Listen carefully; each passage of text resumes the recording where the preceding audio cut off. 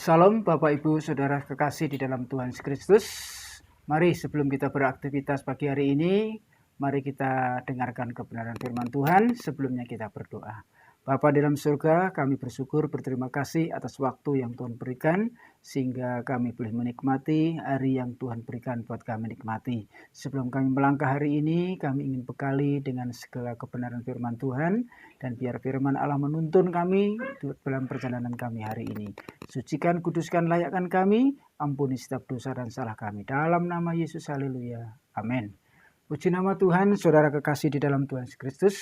Mari kita buka Alkitab kita di dalam Kisah Para Rasul pasal yang pertama ayatnya yang ketiga. Kisah Para Rasul yang pertama yang ketiga, demikian bunyi firman Tuhan.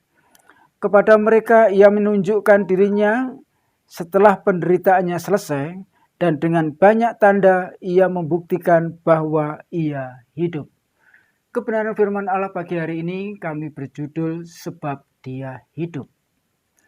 Setelah kematian dan kebangkitan daripada Tuhan Yesus Kristus, sebelum Yesus naik ke surga, dicatat ada beberapa kali Yesus menampakkan dirinya kepada para murid, baik secara pribadi maupun bersama-sama.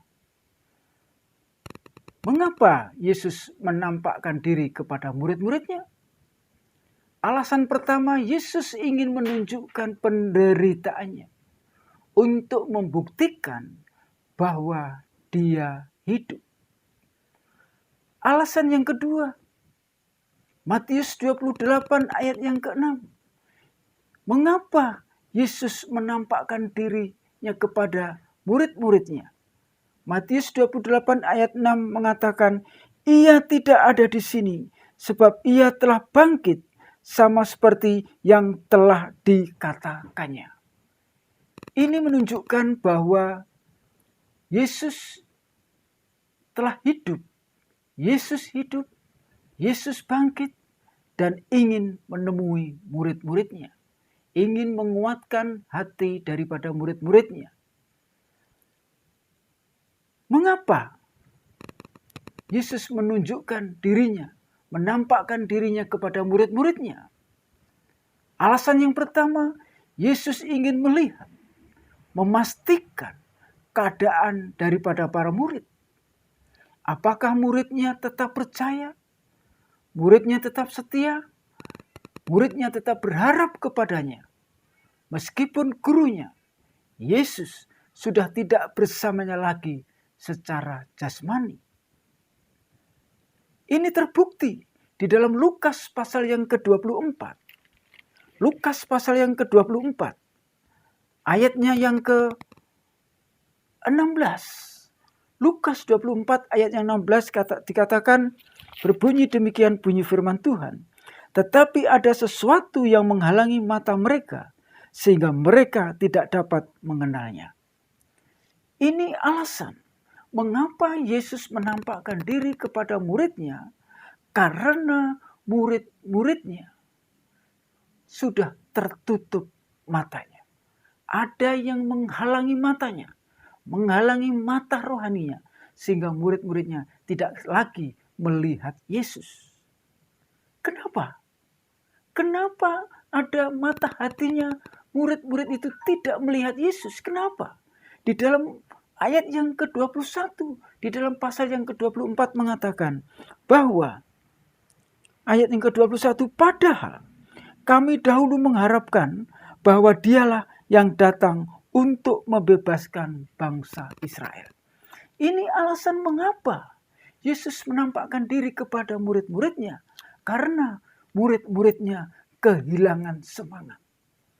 Murid-muridnya kehilangan gairah, murid-muridnya kehilangan pengharapan, murid-muridnya merasa putus asa. Sebab junjungannya tidak bisa menolongnya lagi. Murid-muridnya lemah imannya, putus asa. Ini alasan mengapa Yesus datang menemui murid-muridnya, supaya murid-muridnya kembali ada kekuatan, ada semangat kembali. Alasan kedua, mengapa Yesus datang menemui murid-muridnya? Lukas 24 ayat yang ke-25 mengatakan, lalu ia berkata kepada mereka, hai kamu orang bodoh, betapa lambannya hatimu, sehingga kamu tidak percaya segala sesuatu yang telah dikatakan para nabi. Bukankah Mesias harus menderita semuanya itu untuk masuk ke dalam kemuliaannya? Alasan yang kedua, Yesus menampakkan diri kepada murid-muridnya karena murid-muridnya mempunyai sifat lamban hati. Tidak cepat merespon. Saudara, kebersamaan selama lebih kurang 3,5 tahun. Yesus bersama murid-muridnya ternyata belum bisa memahami sepenuhnya, mengerti sepenuhnya, menyelami sepenuhnya apa yang terjadi dan yang akan terjadi di kemudian terhadap Yesus. Walaupun sudah sering Yesus waktu bersama-sama murid-muridnya, dia mengatakan bahwa Mesias akan mati. Mesias akan disalibkan dengan cara yang keji. Saudara kasih dalam Tuhan, jadi ternyata seberapa lama kita menjadi Kristen belum menjamin kita tahu, mengerti kehendak rencana Allah di dalam hidup kita. Bukan ukuran waktu lagi, tetapi seberapa dalam kita percaya dan kita beriman kepadanya.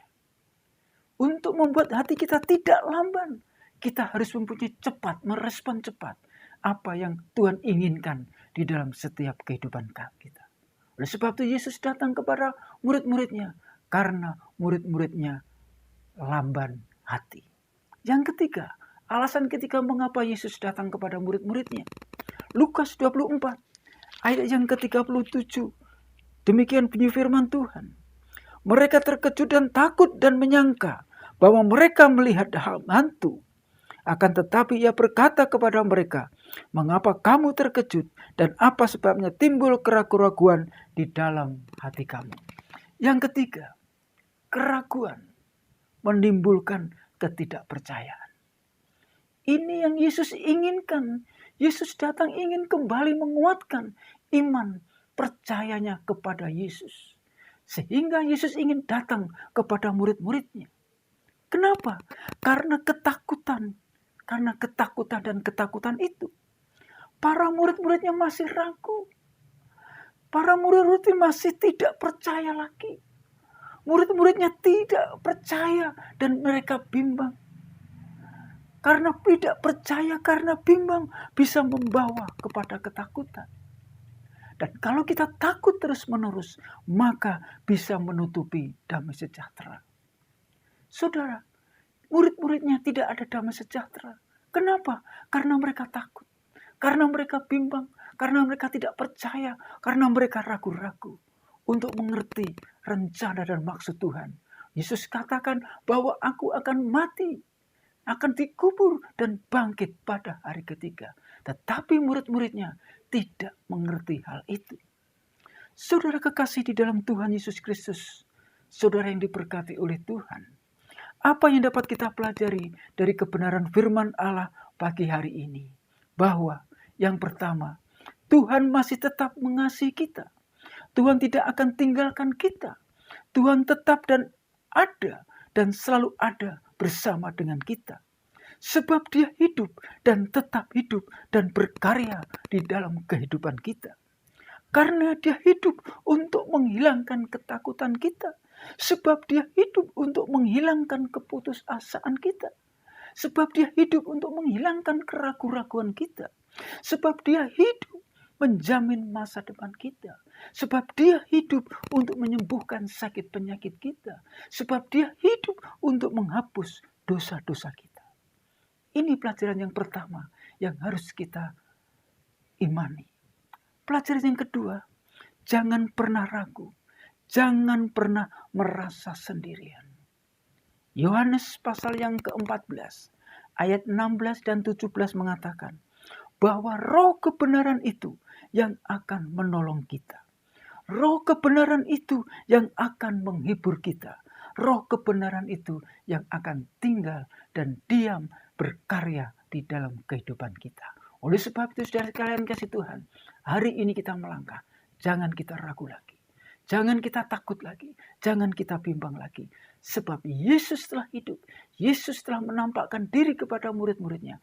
Yesus telah datang kepada saya dan saudara. Memberi kelegaan, memberi kedamaian sejahtera. Supaya anak-anaknya ada sukacita dan kemuliaan boleh kita rasakan. Puji Tuhan, haleluya. Demikian renungan firman Tuhan. Mari kita berdoa.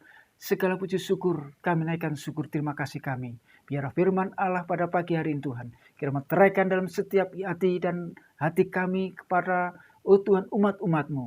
Supaya dalam kami melangkah hari ini, kami tidak takut, kami tidak ragu, melainkan kami tetap percaya kepada Yesus yang hidup. Terima kasih Tuhan, terima kasih. Terima kasih Tuhan, ampuni salah dan dosa kami, ampuni kekurangan kelemahan kami. Dalam nama Yesus, kami naikkan syukur kami. Haleluya.